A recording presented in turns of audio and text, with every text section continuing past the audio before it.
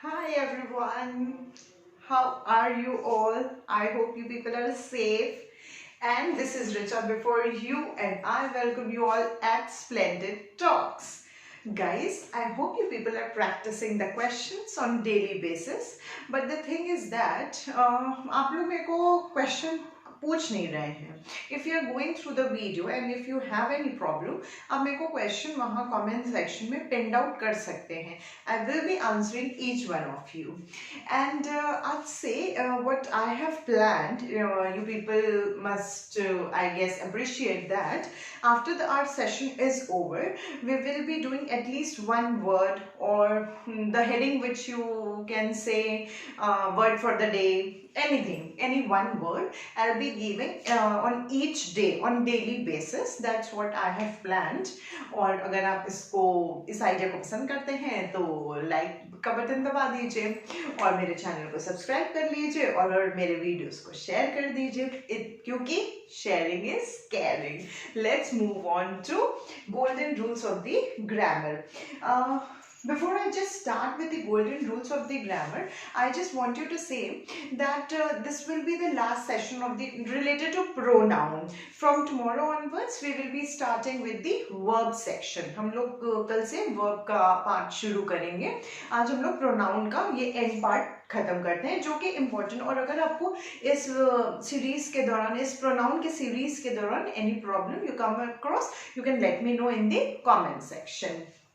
तो आज का हमारा जो यूजेस ऑफ प्रोनाउन है, हमारे जो प्रोनाउन होते हैं उसको हम क्या कहते हैं, ईच, जैसे use of each other, one another, या फिर ईदर, नीदर, एनीवन, नन, ये सब भी क्या है हमारे प्रोनाउन के ही पार्ट में आते हैं. ठीक है, तो अब हम लोग एक एक करके देखते जाते हैं कि कैसे कहाँ किसका क्या यूसेज होना है. तो सबसे पहले हमारा पॉइंट आता है यहाँ पे use of each other and one another.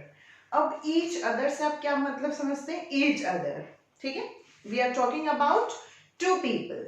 And one another, मैंने क्या बोला कि ये लो भाई मैं 1 किलो जलेबी लाई हूँ, तुम लोग each other, you people just distribute between each other and among one another. Please pay attention to this sentence. मैंने क्या बोला? I have bought some jalebis. You people can share or distribute between each other and among one another. अब ये making, is it making sense? सोच के देखिए, मैंने क्या बोला? Between each other and among one another. I hope कि ये शायद क्लियर हो रहा है. अगर नहीं क्लियर है तो let's move on. Each other, जब भी हम लोग किसी दो की बात करते हैं, when we are talking about two people और टू थिंग, अगर हम लोग बोलते हैं ये लो भाई दो लोग आपस में बांट दो, तो हम लोग बिटवीन का इस्तेमाल करते हैं. ठीक है, और अगर हम लोग बात करते हैं कि among one another, among one another का मतलब दो से ज्यादा, कितने भी, 3, 4, 5, 10 जितने भी हैं. तो मैंने क्या बोला कि लो भाई 1 किलो जलेबी है, आप लोग अपने में बांट लीजिए. अमंग वन अनदर मतलब हम लोग दो से ज्यादा लोग हैं तो हम लोग वन अनदर का इस्तेमाल करेंगे. और अगर सिर्फ 2 पीपल हैं then we will be using each other. I hope it is clear.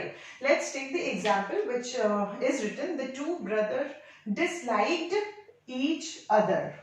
मैंने क्या बोला? The two brothers, जो दो भाई थे, दो फ्रेंड्स थे, दो सिस्टर्स थे, कोई भी, disliked each other, एक दूसरे को पसंद नहीं करते थे. समझ में आया? इसीलिए मैंने यहाँ पे each other का इस्तेमाल किया. और एक और साथ ही में ट्रिक मैंने क्या बताया? between है तो मतलब दो लोगों के बीच में. ठीक है, नेक्स्ट मैंने क्या बताया कि वन अनदर हम लोग इस्तेमाल करते हैं अमंग के लिए. तो यहाँ पे क्या आया? हमने क्या एग्जाम्पल लिया? Good boys do not quarrel with one another, या अमंग वन अनदर, ये भी इस्तेमाल कर सकते हैं. These are prepositions. हम लोग अभी prepositions की भी सीरीज करेंगे, उसमें बताएंगे कि क्या क्या चीजें कैसे करनी है.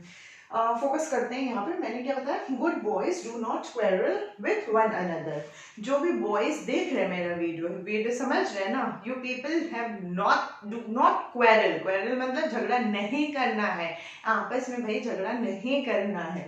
मैंने क्या बोला, जो अच्छे लड़के होते हैं वो आपस में झगड़ा नहीं करते हैं, ठीक है। I hope it is clear till now कि हम लोग ईच अदर का इस्तेमाल कहाँ करेंगे, बिटवीन। बिटवीन का मतलब हो गया two people, we are talking about two peoples, and when we are saying among one another मतलब we are talking about more than two peoples। जैसे we have written one another is used for more than two, दो से ज्यादा लोगों के लिए। चलिए अब आगे बढ़ते हैं। Next we have in this series is use of either, neither, none, any और एनीवन। हमारे पास सीरीज में क्या है, ईदर का इस्तेमाल, नीदर का इस्तेमाल, नन, एनी और एनीवन का इस्तेमाल कहाँ करेंगे।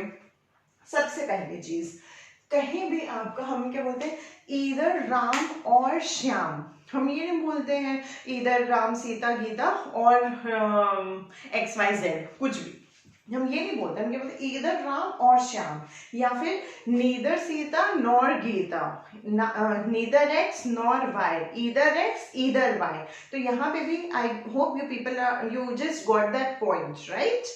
Yes, exactly. If you people are thinking that we are talking about two peoples, then your answer is absolutely correct. और अगर आपको वीडियो पसंद आ रहा है तो इसको शेयर भी करिएगा। तो यहाँ पे आते हैं हम लोग ईदर और नीदर का इस्तेमाल करते हैं when referring to one out of two persons or thing, जब हम दोनों में से एक की बात करते हैं या दोनों में से किसी की बात नहीं करते हैं। जैसे ईदर कोई भी, ईदर राम और Shyam can go for basketball team, या तो राम जा सकता है या तो श्याम जा सकता है, दोनों नहीं जा सकते, कोई एक जा सकता है। वहीं से अगर हम नीदर का इस्तेमाल करें, neither Ram nor Shyam will go for basketball team, ना ही राम ना ही श्याम, मतलब when we are referring to one out of two persons or thing, neither I like Pepsi nor I like thumbs up, either I will go for Dairy Milk or I will go for 5 star। समझ में आया, clear हो गया? या तो people या तो thing, अगर हम एक चीज की बात करते हैं, दोनों में से एक चीज की बात, then we will be using either or neither. I hope it is clear.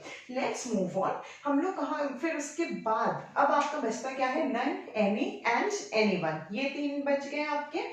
तब फिर आप क्या करेंगे, when referring to one out of more than two, इस लाइन को ध्यान दीजिएगा, one out of more than two, जब भी इस्तेमाल में आपके आ जाता है दो, मतलब किसी एक का नाम बोलना है लेकिन मोर देन टू, 2 से ज्यादा पार्टिसिपेंट है आपके पास। सपोजिंगली जस्ट टेक एग्जांपल कि 3 लोग पार्टिसिपेट कर रहे हैं किसी चीज में, डांस कंपटीशन में, और उसमें से सिर्फ एक का नाम हमें लेना है, तो मतलब 2 से ज्यादा। अब यहाँ पे हम लोग इस्तेमाल करेंगे नन का, एनी का और एनीवन का। जैसे none of the students have participated in the class, yeah, none of the students have participated in the competition, anything, whatever you want to like it, you can mention it over there, that don't, मतलब कोई भी बच्चा नहीं पास हुआ। या फिर आप example ले लीजिए,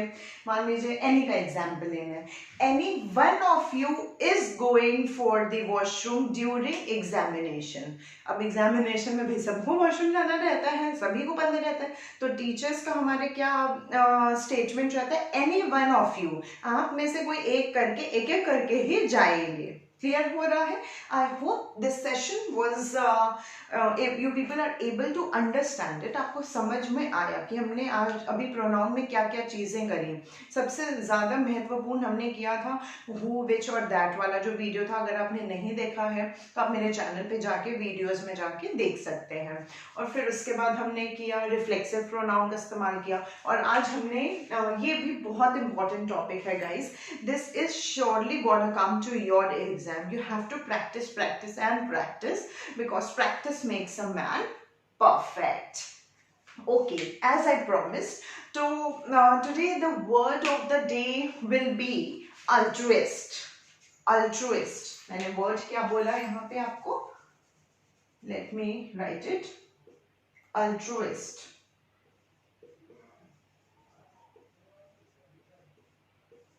अल्ट्रुइस्ट का मतलब होता है, you people just right it down, altruist का मतलब होता है जो हमेशा दूसरों के वेलफेयर के बारे में सोचे या फिर दूसरों का भला सोचे, उसको अब मतलब हमेशा कंसर्न रहता है कि मैं दूसरों का भला करूं, दूसरों का वेलफेयर कैसे करें, उनका अच्छा कैसे करें, उसको हम बोलते हैं altruist. So word of the day is altruist, and today we have completed our pronoun section. From tomorrow onwards we will be starting verb section, and I hope you people have liked my videos, and if not, you haven't subscribed it, guys, please subscribe to my channel, like my videos and share it also, because sharing is caring. And I'll be meeting tomorrow at the same time. Bye.